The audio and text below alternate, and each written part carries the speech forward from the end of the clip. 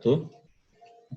Pada pertemuan ini kita akan membahas mengenai pembuatan form di dalam Access. Sebelumnya sudah kita membuat 4 buah tabel di dalam Access, tabel barang, detail jual, pelanggan, sama transjual. Cara pertama untuk membuat form, cara pertamanya adalah dengan membuka salah satu tabel yang akan kita buat formnya. Jadi misalkan contohnya kita akan membuat form barang, jadi tinggal kita buka tabel barangnya, kemudian di dalam tab create, ya, di bagian form tinggal kita pilih yang namanya form, maka dia otomatis akan menambahkan satu buah form baru dengan nama form barang. Ya. Jadi form ini digunakan nanti untuk bisa mengakses tabel. Jadi dalam sebuah konsep sistem informasi, tidak boleh sembarang orang nanti bisa mengakses tabel, tapi hanya mengakses datanya itu menggunakan form.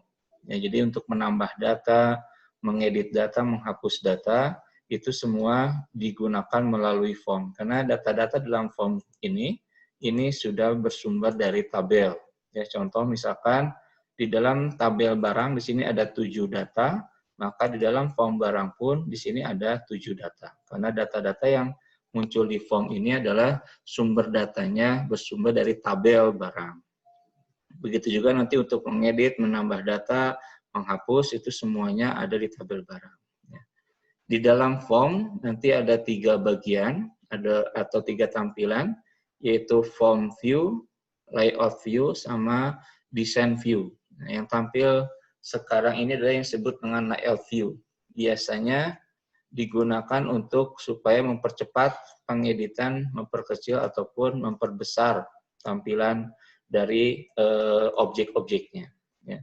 Sedangkan untuk nanti mencoba datanya, apakah mau menambah data atau mengedit data ataupun menghapus data, itu harus melalui yang namanya form view. Jadi tinggal klik view, kemudian form view.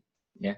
Contoh misalkan kita akan menambahkan data barang baru, jadi tinggal kita di bagian bawah, di sini ada yang namanya new blank record, diklik new blank record-nya, kemudian tinggal ketikkan, misalkan kita ketikkan BRG 009, nama barangnya misalkan saja, misalkan meja komputer, ya, atau kursi, katakanlah ya, kursi, misalkan.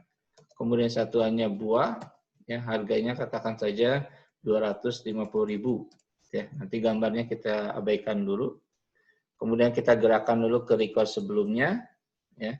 Nah, kita lihat apakah data yang kita masukkan tadi, yang meja komputer, yang kursi ini, apakah sudah masuk ke tabel barang. Kita lihat, tinggal dibuka di tabel barangnya.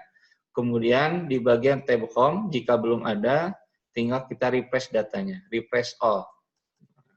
Maka di sini sudah ada datanya, ya, bahwa dari 09 kursi buah. Ya, jadi ini menandakan bahwa apapun yang data yang kita tambahkan di dalam form barang, ini akan berakibat langsung di dalam tabel.